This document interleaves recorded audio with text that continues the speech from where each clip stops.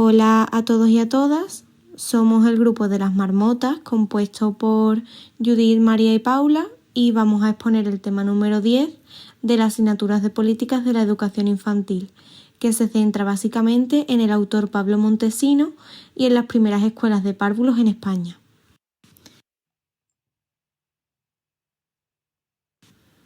Bueno, pues en el índice podéis ver cómo hemos decidido organizar nuestra exposición y los diferentes temas que vamos a tratar en ella. Para lograr ponernos en contexto y situación, tenemos que dejar varias cosas claras. Lo primero es que nos encontramos con una época en la que la sociedad de España se encontraba menos avanzada que la de Francia e Inglaterra. De hecho, sabemos que la Revolución Industrial llegó con tardanza a España.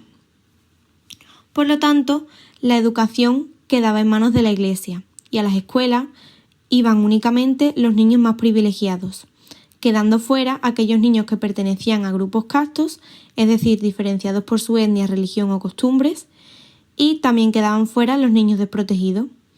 Seguidamente, se comienza a abrir las puertas a niños de 5 y 6 años en las escuelas. La principal novedad y diferencia con Francia y Gran Bretaña es que en España la primera escuela de párvulos se convierte a su vez en el primer centro de formación y entrenamiento para maestros. Ahora vamos a centrarnos en el tema principal de la exposición, es decir, en las primeras escuelas de párvulos.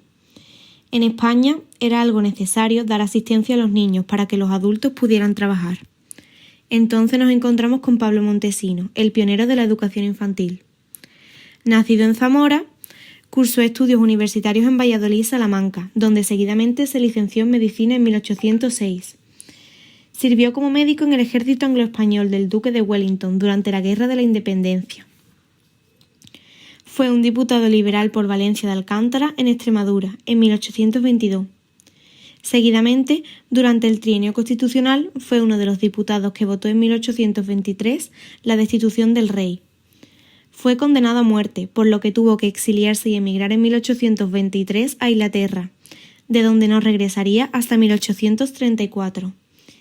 Según confesión propia, fue durante su estancia como exiliado en Inglaterra cuando Montesino empezó a preocuparse e interesarse por los temas pedagógicos al tener que hacer frente a la educación de sus hijos. Allí fue donde tuvo la oportunidad de conocer y leer libros sobre las ideas y métodos de varios autores como Pestalozzi, Lancaster, Owen y varios discípulos. A su regreso en España, en 1834, desplegó una amplia actividad en el mundo de la educación. Fue miembro en ese mismo año de la Comisión Central de Instrucción Primaria, de la que formaría parte también en 1836 de la Dirección General de Estudios. Pablo Montesino fue influido por el modelo inglés y también hizo hincapié en la idea de que no solo debemos cuidar a los niños, sino que también debemos enseñarles. Además, Pablo Montesino sería uno de los socios fundadores de la Sociedad para propagar y mejorar la educación del pueblo, sociedad creada en 1838 con la idea de promover la creación de escuelas de párvulos. También fue el principal promotor de la primera Escuela Normal Central de Maestros, fundada en 1839, de la que sería nombrado director. Seguidamente fundó la primera escuela de párvulos, la de Virio, creada en España en 1838. También fue el primer presidente de la Sociedad General de Socorros Mutuos del Magisterio Primario, creada en 1840. Asimismo, tuvo una participación destacada en la redacción de la Ley y el Reglamento de Instrucción Primaria de 1838 y fue director del Boletín Oficial de Instrucción Pública, desde su creación en 1841 hasta 1844. También fue director de la Imprenta Nacional entre 1836 y 1843. Por último, podemos destacar que participó como socio en las actividades de la Sociedad Económica de Amigos del País de Madrid y en la de Ciencias Médicas. Las principales obras de Pablo Montesino fueron varias. Primero, destacamos ligeros apuntes sobre la instrucción secundaria o media y la superior o de universidad, escrita en 1836, donde analiza y compara la situación de dichos niveles educativos en diversos países europeos. Seguidamente, escribió el Manual para los maestros de escuelas de párvulos en 1840. Fue reeditado en 1850, en 1864 y en 1992, en Madrid, con instrucción de Julio Ruiz Berrio. Por último, cuenta con una larga serie de artículos publicados en el Boletín Oficial de Instrucción Pública, en 1841 a 1847. Entre los textos que dejó manuscritos destacan, por un lado, Las noches de un emigrado, obra que hasta el presente ha sido impresa solo parcialmente por Joaquín Sama en Montesino y sus obras pedagógicas, realizada en Barcelona detalladamente en Librería Bastinos en 1888, y por Anastasio Martínez Navarro en Pablo Montesino, Las noches de un emigrado, que fue realizada en el 150 aniversario de la creación de las escuelas normales en España. Por otro lado, encontramos el llamado Curso de Educación, Métodos de Enseñanza y Pedagogía, manuscrito que recoge las clases de pedagogía impartidas por Montesino en la Escuela Normal Central de Maestros desde 1838 y que sería impreso en 1988 por el Ministerio de Educación y Ciencia, con un estudio preliminar de Anastasio Martínez Navarro.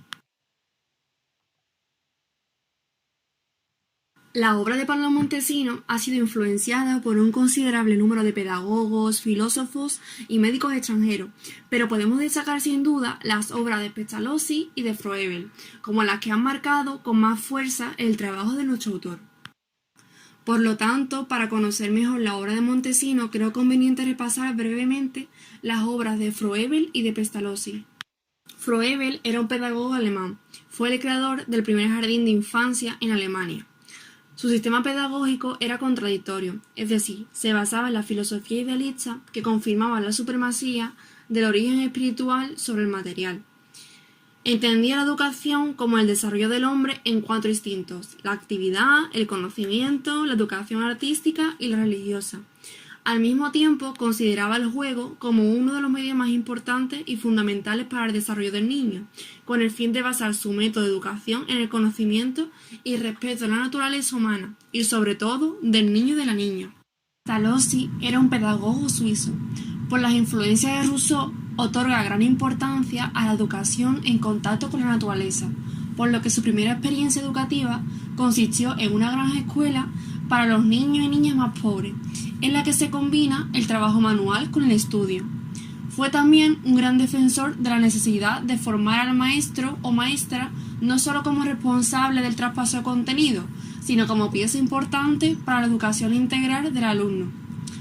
Y planteó la necesidad de un desarrollo armónico, que fuese físico, laboral, moral, afectivo e intelectual.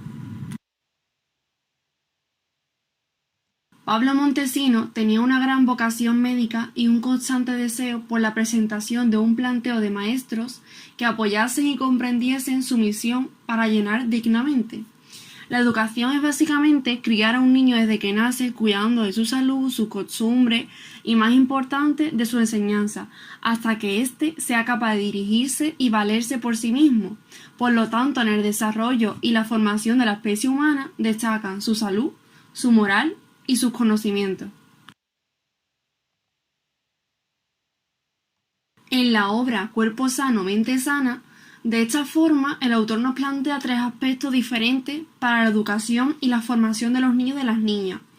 Por un lado está la educación física, por otro la educación moral y por último la educación intelectual. Por tanto, podemos decir que es un proceso educativo que debe llevarse a cabo de forma conjunta sin que predominen unas sobre otras. La educación física. Como ya hemos dicho anteriormente, los procesos educativos deben llevarse a cabo de forma conjunta, sin que uno predomine más que otro. Montesinos era médico, por lo tanto le daba una gran importancia a la salud, anteponiendo frente al aprendizaje intelectual y al aprendizaje moral. De ahí la frase cuerpo sana, sana vida sana. Por tanto, es importante que el educador ponga toda su atención en las diferentes actividades de la educación física. Debemos saber que dicha educación no es solo fortalecimiento y fuerza en el cuerpo de los niños y las niñas desde su nacimiento, sino que es también una educación específica de todos y cada uno de los sentidos. La educación moral es la tarea principal dentro de la labor educativa. La verdadera meta de la educación personal es la formación del carácter y la regeneración de un pueblo. El maestro comienza la autoformación moral presentando la idea de Dios, que viene de las primeras percepciones del niño y de la niña. Los diferentes sentimientos de amor, confianza, gratitud y respeto se dan desde el principio y nacen de las relaciones del niño con su madre. En la escuela, el maestro procurará que sea la naturaleza la que lo conduzca por pura intuición al conocimiento de un Dios infinitamente sabio, justo y poderoso.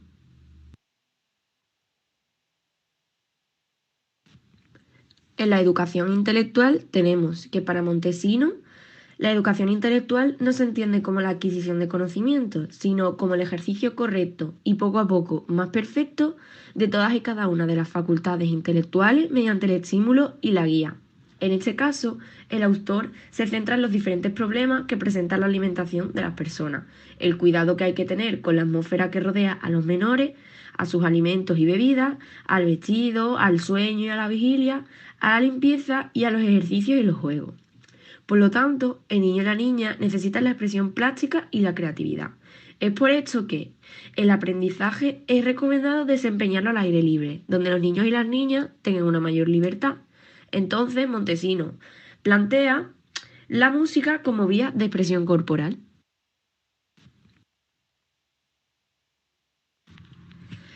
En la educación femenina, Montesino hace una referencia importante a la educación femenina, la cual nos informa de lo que se hacía en aquel momento. El autor nos comenta que la educación femenina estaba un poco desatendida y además estaba muy diferenciada entre las dos clases sociales que existían.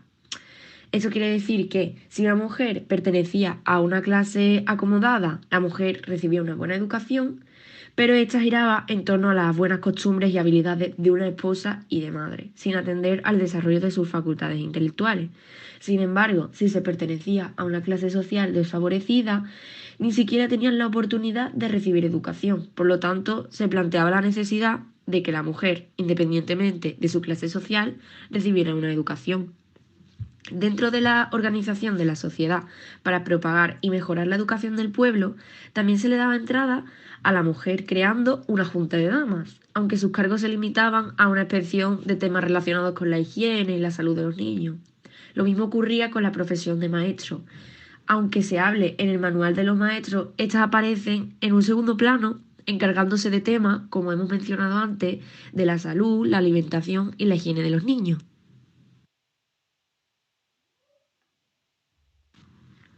Desde siempre, la única misión atribuida a la mujer ha sido la de la maternidad, y será esta relación la que promueva entre algunos autores pedagogos la conveniencia de que los niños más pequeños sean educados por mujeres, al considerarse estas que tienen unas condiciones innatas para realizar la tarea de la crianza. Una vez realizada esta consideración, solo faltará reconocer la necesidad de educar a las mujeres para ejercer su tarea de educación de forma más adecuada. En esta época, además, surgen también las primeras parvulistas, que son las escuelas de amigas, denominadas así porque será una mujer quien cuide a los hijos de las otras mujeres a cambio de una pequeña remuneración económica. Por lo tanto, se inicia esta profesión con una finalidad asistencial, pero poco a poco va a ir adquiriendo un interés pedagógico y docente. No será hasta 1882 cuando se reconozca mediante el decreto de la posibilidad que una mujer sea titular de una escuela de párvulo, con las auxiliares que crea conveniente para su buen funcionamiento. Pero no será hasta principios de nuestro siglo cuando la mujer ya pueda acceder a la formación necesaria. Después de haber realizado ese trabajo, algunas de las conclusiones que hemos sacado es que Pablo Montesino fue una de las figuras más importantes en lo que se refiere a la educación infantil, ya que gracias a él se fundaron las primeras escuelas, las escuelas de párvulo. Las escuelas de párvulo deben suplir todo aquello que los padres no saben o pueden ofrecer a sus hijos, y de ahí su importancia en ocuparse de las clases más pobres, pero sin olvidar que también existen diferencias educativas, aunque de otro índole, entre las familias más acomodadas. Defiende aprendizaje desde los primeros meses hasta los 6 años como el más importante y completo que puede realizar el niño o la niña. Por lo tanto, la tarea de la escuela es facilitar al niño o a la niña la forma adecuada de adquirir los conocimientos.